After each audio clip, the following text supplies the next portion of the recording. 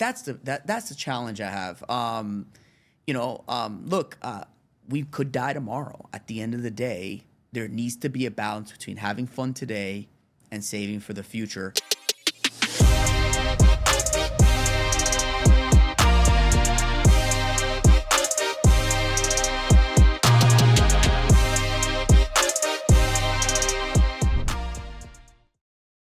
Welcome to Set Apart Podcast. My name is Oscar and I'm the host of the show. We really appreciate everything you guys have been doing for us in terms of liking and commenting and subscribing. If this episode and this podcast is something that has been benefiting you and you've been watching, nothing would mean more to us if you actually subscribe and share it. The bigger this channel, the bigger the guest. And as you've seen, the guests continue to get bigger and better. So we really appreciate your support. And today we have Percy Avetrani. He's the principal and owner of WealthX. It's a small boutique financial management firm here in City of Coral Gables. And we're excited to have him on. And there's a lot of things that I think we're going to uncover from him. So welcome to the show. Thanks, Oscar. Let me ask you something. What exactly does a financial advisor do, Percy? So this is an honest question. That's a trick question because I think there's different types of financial advisors, right? I think to kind of back up a little bit, like there's the guys who like go to market and they really sell insurance. They don't really do financial advising, so they really have like one bullet to solve all problems, right?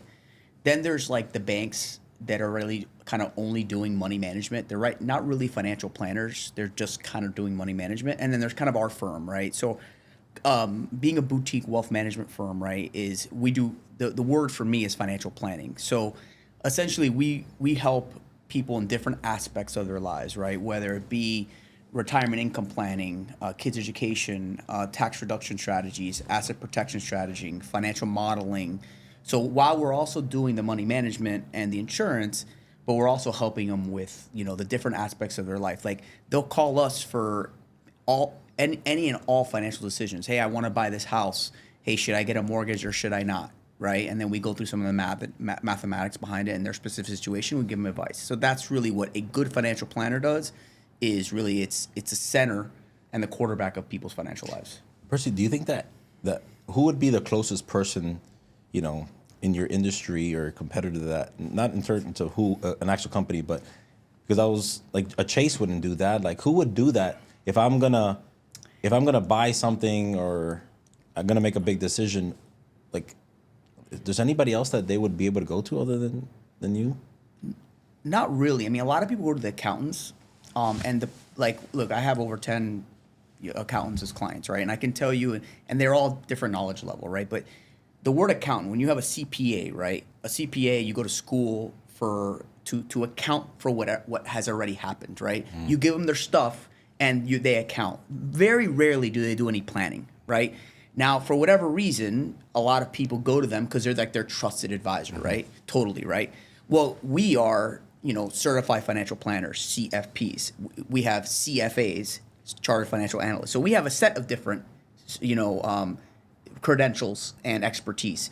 And so I think that's a huge misconception, right? Is I think a lot of people go to their accountants or go to their banker when the reality is they just don't know a lot of this stuff. And again, not all, right? There's exceptions to every rule, but in general, you need to go to a financial planner to really understand the different aspects of financial life. So do you think that you would say that, let's say an accountant or somebody in banking would worry more about the past and you would be worrying more about the future?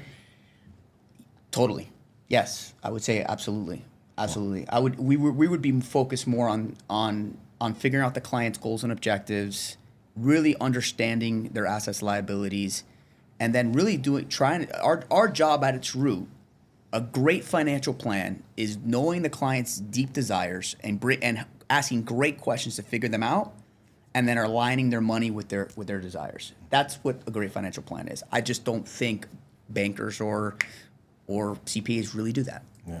Why do you think that you do that? What's in it for you? Like, why is it so important for you to do that? Because I've seen your passion through it and talking to you and honestly, your determination and your grit is something that is unparalleled. Why is it so important to you? Yeah, I mean, it's funny because I'll be transparent here. So look, like every other business, right? you get into business, you're just trying to survive, right?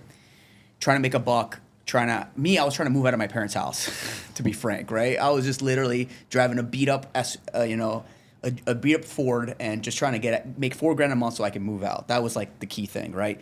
So over time, you try to, I got a wife, I got a couple kids. Okay, I had to buy a house, I had to get, a decent car, and again, earlier in everybody's career, I think you're very ambitious, right? You're trying to get things, right?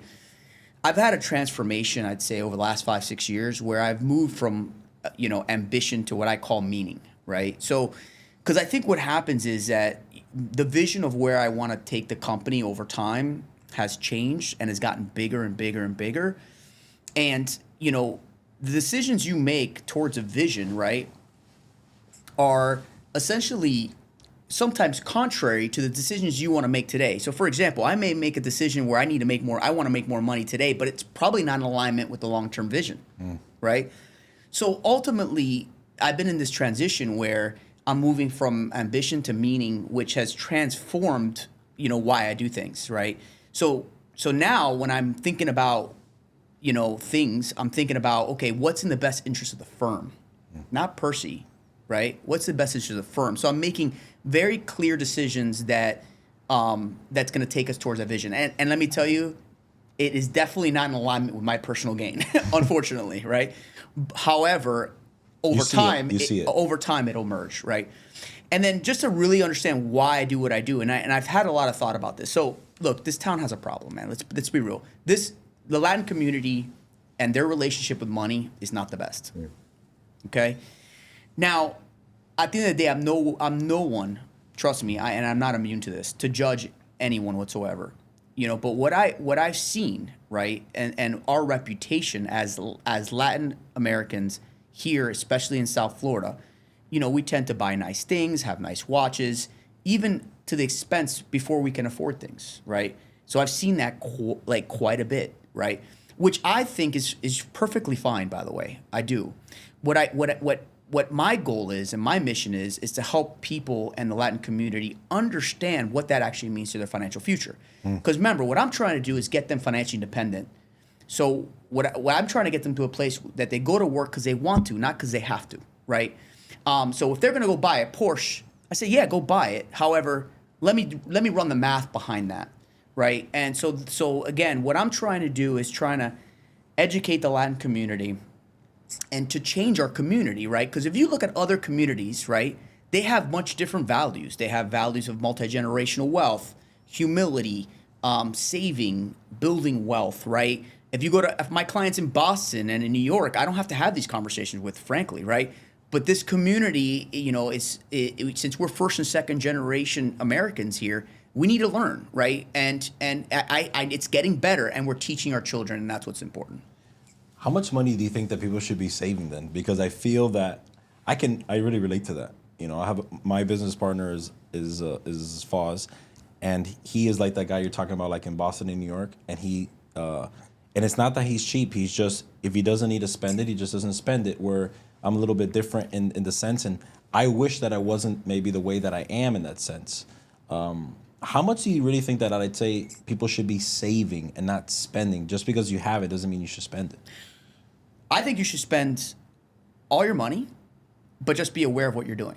Okay, what I mean by that is, I think what my mission is if you're going to spend your money on a watch or a big vacation or this and that, go ahead and do it, man. I want you to do it, but I want you to know what you're giving up when you do that. So that's my mission, right? So I don't want to tell people not to spend money. So at the end of the day, it's okay. So if you want to retire at 65 on $30,000 a month, and I'm making these numbers up, obviously, you need to save $15,000 a month, and I'm making these numbers up, right? And if you're not doing that and you're doing something else with that money, right? That's fine. Just understand your future self is probably pissed off at you, right?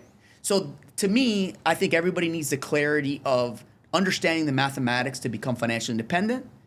And if they're going to spend money and they're not going to save their 10, 20% of their income, whatever, then they should be aware of what they're putting their future self, what position they're putting their future self in. Do you think that anybody can have somebody like you to help them, or where would that person even start? Yeah, I mean, I think every person needs a financial planner. I mean, I really do, because I think what happens is, so like our process, our process is fairly simple. Our first meeting is all what we call discovery, right? So it's all about learning the client's goals and objectives, assets, liabilities. We go through their budget, their cash flow analysis. We learn everything we possibly can know about them. We gather all their statements from old 401ks, current 401ks, every little detail of their financial wills, prenups, all that stuff, right? So then from there, I get together with our team. We have like a team meeting, and we discuss all the cases. Again, we're a group of certified financial planners and chartered financial analysts, and strategically, we're trying to align their money with their goals, right? Simple as that. And then what we do is we plug all this stuff with financial software. Well, hold on. Who creates the goal here? Always a client. Always a client. Never, like I said, who am I to tell you my values? It's your money. It's your life. Right? If you want to put all your money towards a big house in Pinecrest, I'll help you get there, right? I'm not going to tell you if you want to leave all your money to your kids, I'll help you get there. Mm-hmm. But again, my job's not to tell you your values. Not going to happen, right? My job's to ask you good questions to determine what's important to you, right? But once we determine that, I'm there to hold you accountable to those goals, right? At the end of the day, because that's what, again, clients want leadership too.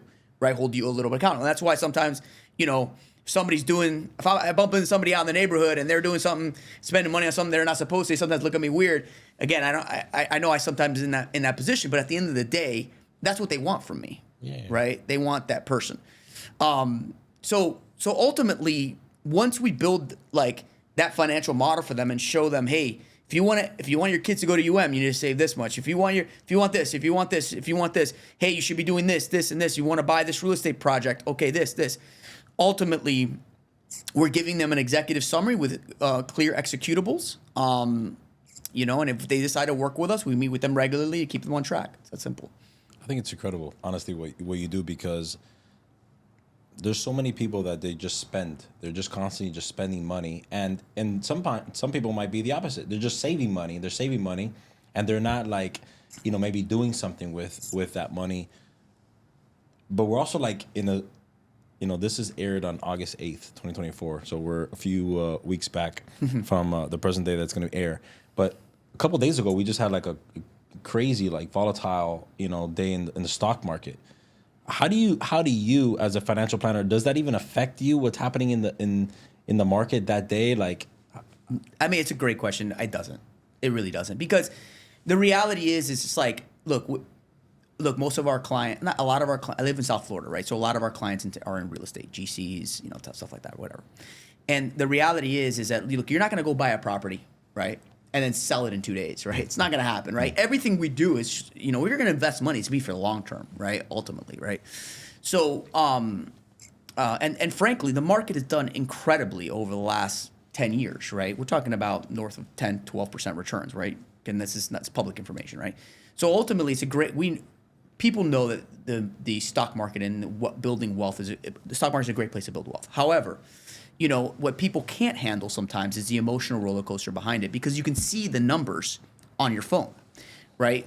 The difference between that and real estate is you can't see the numbers on your phone. So, look, the market's up, 10% year to date, 9.5%, I think today actually. We had about a 5% retracement, which is a natural volatility for the market.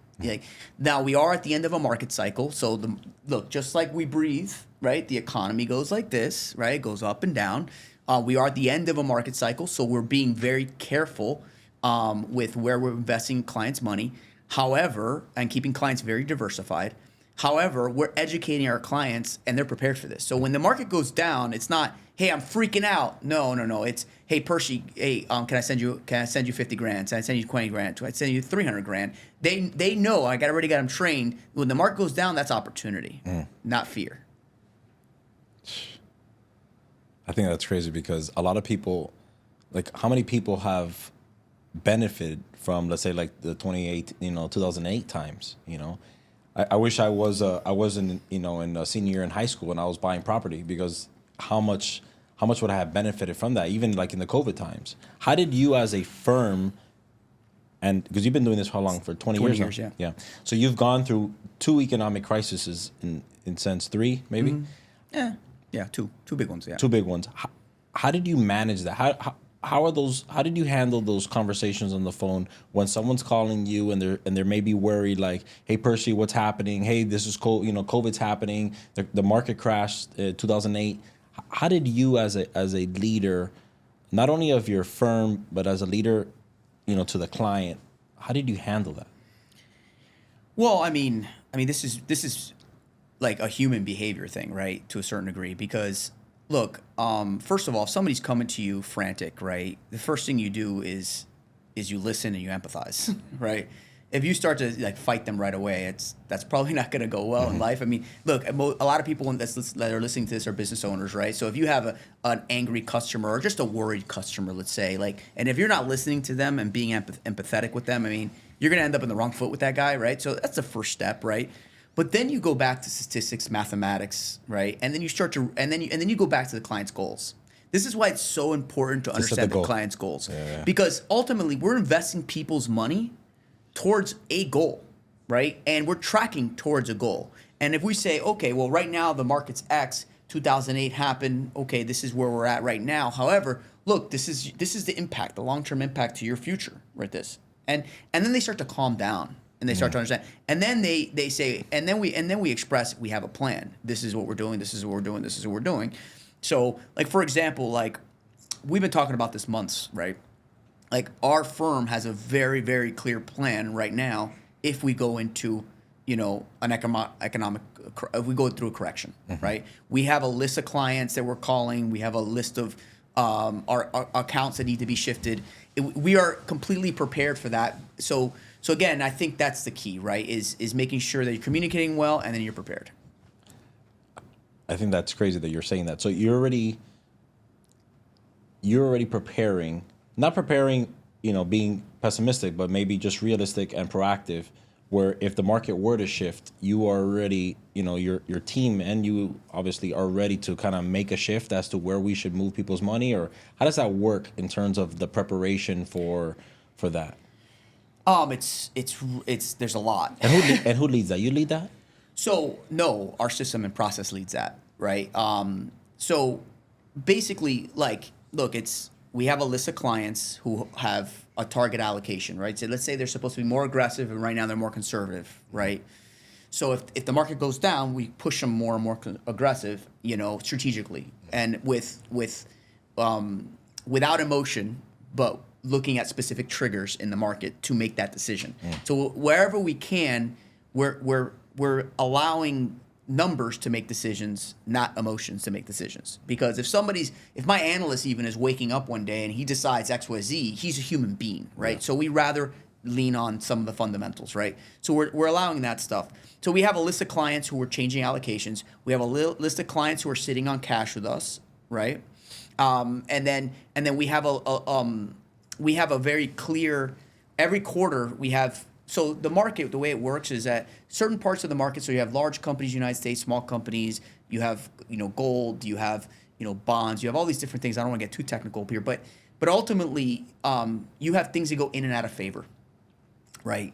And so we know what's in favor right now, and we know what's out of favor right now. And then we know if we have a correction in the market, where we kind of proactively have to shift, because we know already, give or take, where we see opportunity if we have a correction, and what's going to give us the best opportunity to gain money for our clients on the way up. Wow. Do you think that correction, like that you guys would immediately do that in a correction? Like how, because we're talking about, like, your plan is this long-term type of plan. We're looking into the future. We're looking to see how they can sustain themselves at, later in their life. How does that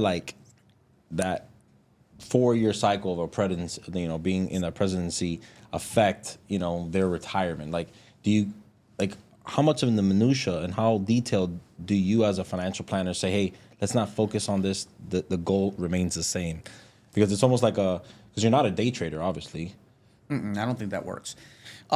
So I think, again, there's some people who who can do options trading and day trade and be successful at it. I think there's 1 out of 500 that can be successful.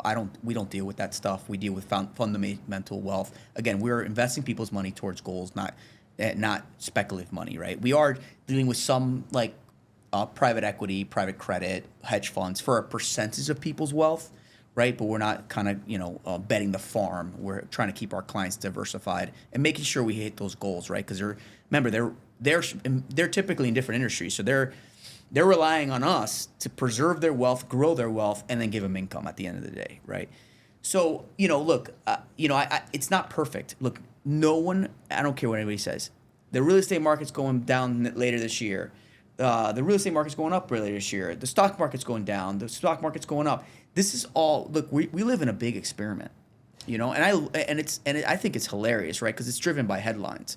And you go on CNBC, you watch it for 2 months, and you'll realize that the smartest people in the world, if you track them, they have no idea where the hell the market's going, right? It's all, it's all a scheme for you to continue to watch that damn TV, right? So ultimately, we're never going to get it perfect, right? We know that. However, if the market's going down, there's very key things you can do as it's going down. Yes, to take advantage of the downturn and make sure that when we do have a recovery, that our clients are in the best position possible. How did you even start liking what we're talking about? Like how did you even get into having a passion for this? Look, so I started off very much in the insurance side. So I went out and like everybody else, like, look, when you're 21 years old and you're a financial advisor, financial planner, and you're essentially like, your demographic doesn't have any money, right? So you're selling like term life insurance and you're selling disability insurance. You're doing whatever you can to help people and gather clients. That's what you're doing. And then little by little, you get more knowledge, you get more experience. I hire one person. We're a team of 12 today. It's evolved. I can say today is a passion before it was a job. So I think that's the evolution of what's happened.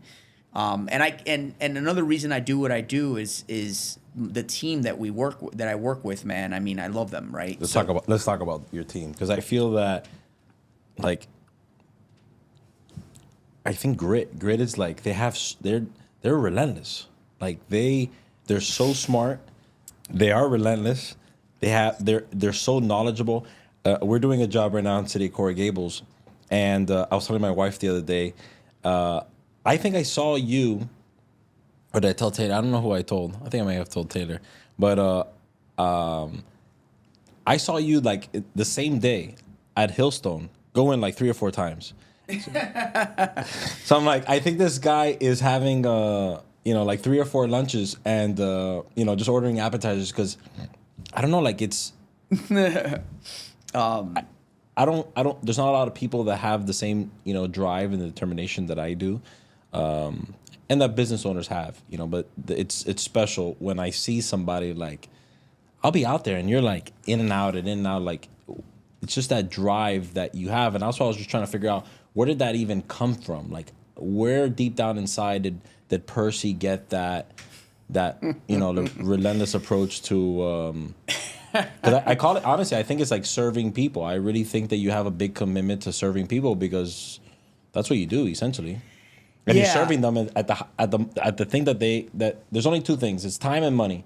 And you can't control their time, but you can control their money. Yeah. I mean, that's a 2-part question to me. There's like, hey, what motivates me, and about my team.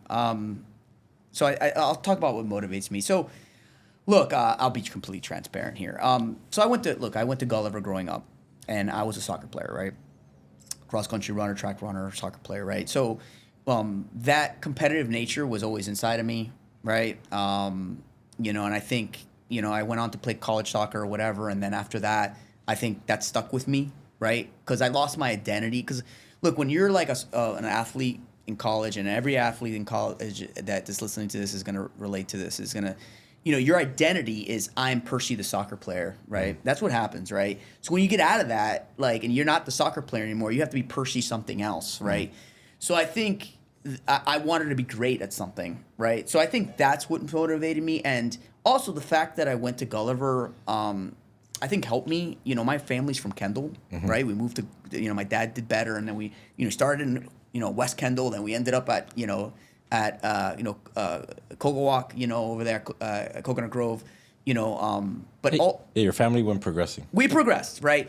But that was great for me because I still have that grit, right? Because I didn't like necessarily come from money, so to speak. So and I knew what it was, not to have everything in the world, even though my family we had a lot.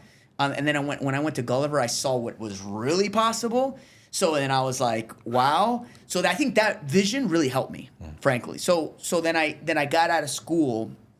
And then that's what really drove me from the beginning. And the thing is that, man, look, when you're 20 something years old and you're grinding it out every day, the habits you make in your 20s, you'll have forever. If you ask me, even let's say I was financially independent right now completely and I didn't have to go to work at all, you can't stop me because I love it. Meaning that I love going to work because it's already in me. My habits are solidified. You get what I'm saying? Yeah. Like, so I think the habits you make when you're younger, be careful the habits you make because they'll stick with you, so to speak. So I think that's that piece, Do you think, how do I say this in a way where it doesn't sound like, do you love money? Like, how do you separate the love of money to the love of making money and serving your clients? Because from somebody that's made a lot of money and then also lost a lot of money, I personally have realized that money doesn't bring happiness,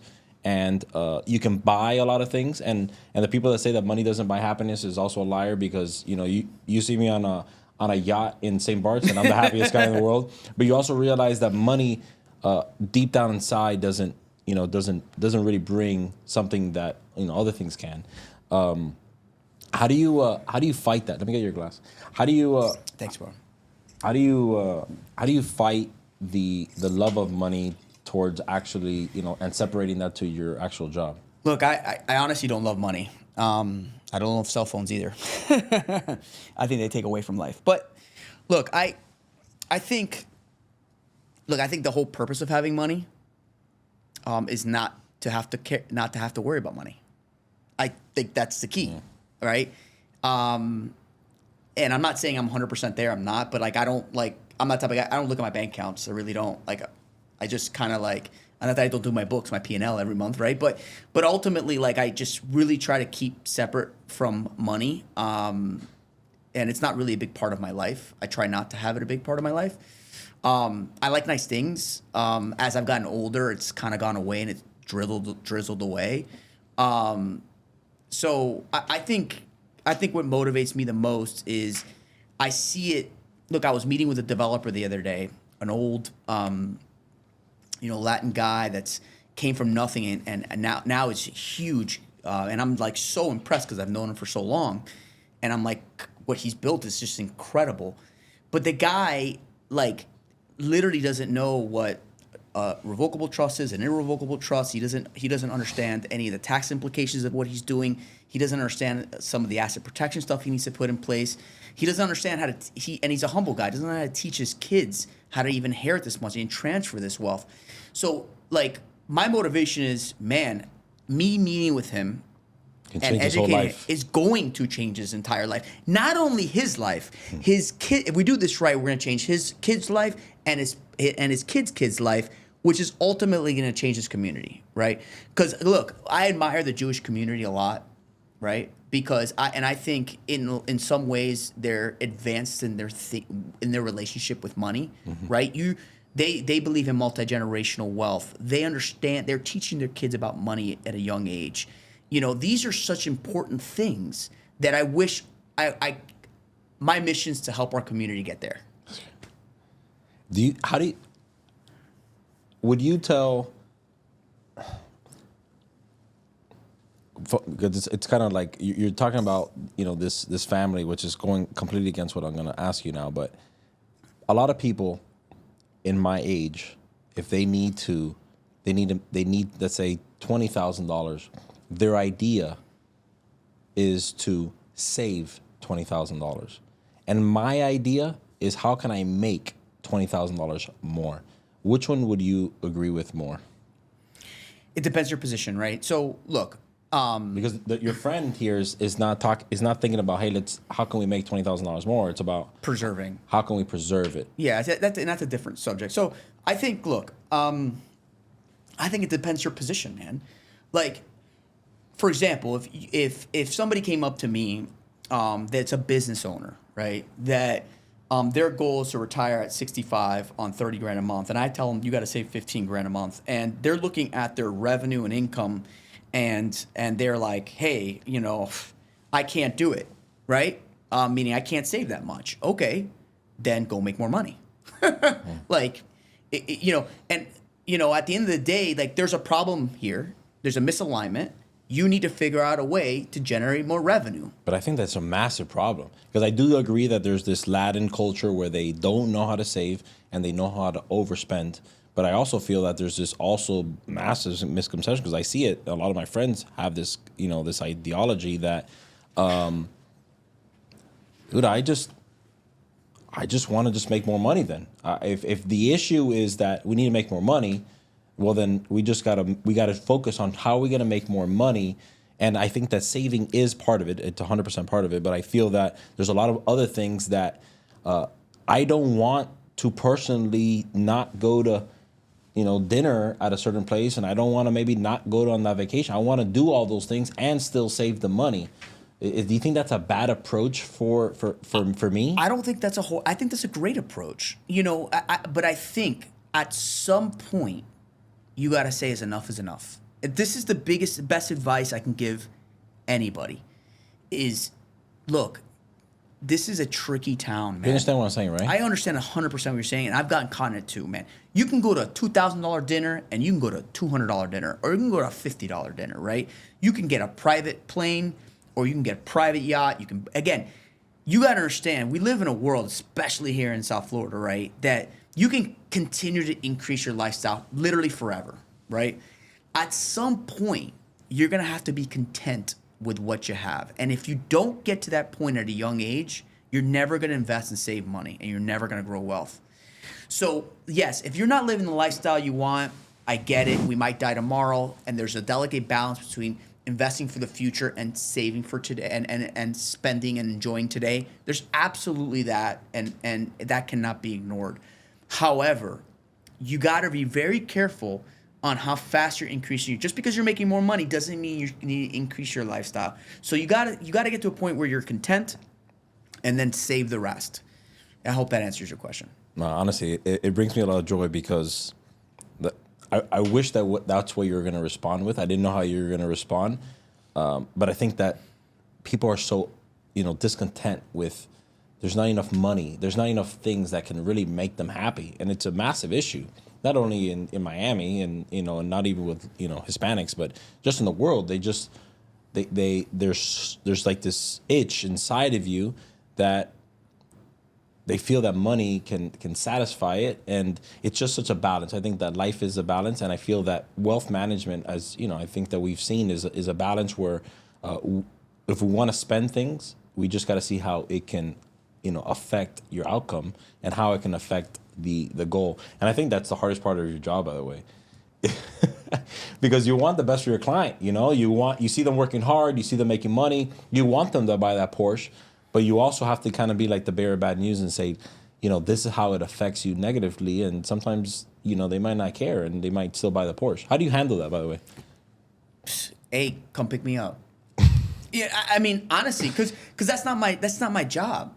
Right? Does it bother you? No, it doesn't at all. At all. What bothers me when they do it blindly.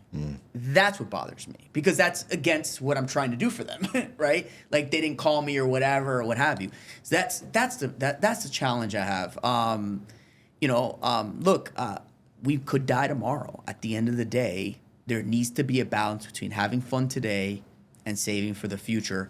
But I can tell you, man, when you buy that Porsche, and anybody who owns a Porsche will tell you this, it's fun for a month, but your body and everything gets numb to it, right? It's not that much like anything you buy, right? It's like it becomes part of your life, right? Yeah. So it ends up being a never-ending thing, right? So So, you know, you sometimes got to get to a mature place of saying, hey, I want to take care of future Oscar. And Oscar's screaming at me saying, take care of me. And maybe sometimes you got to listen to them. So which one do you think you serve the most? The future Oscar or current Oscar? I mean, come on, that's not fair. Come on.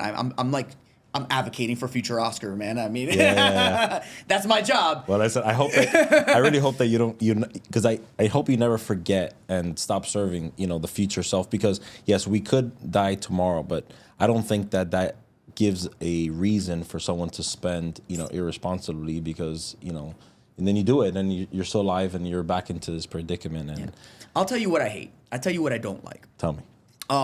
If you make a list, other than red wine, everyone red wine, I don't like it. It gives me heartburn.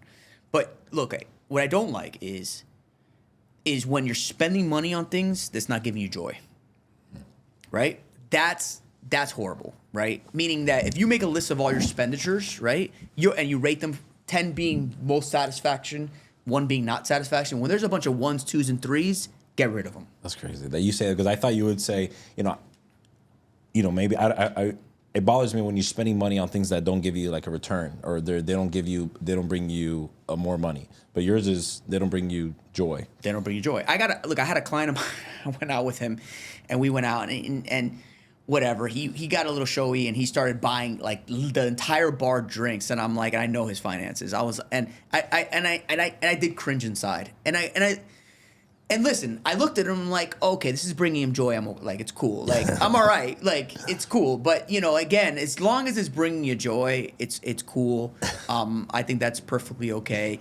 Like, I deal every now and then, I'll have like a 65-year-old walk in the office, and he's been saving.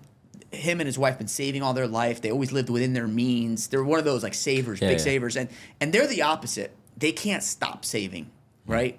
So one of the things we do with our financial plans is we say, okay, we know you're okay financially, right? Obviously, you're gonna, because you live off $6,000 a month and you can live off $50,000 a month, right? Type of thing.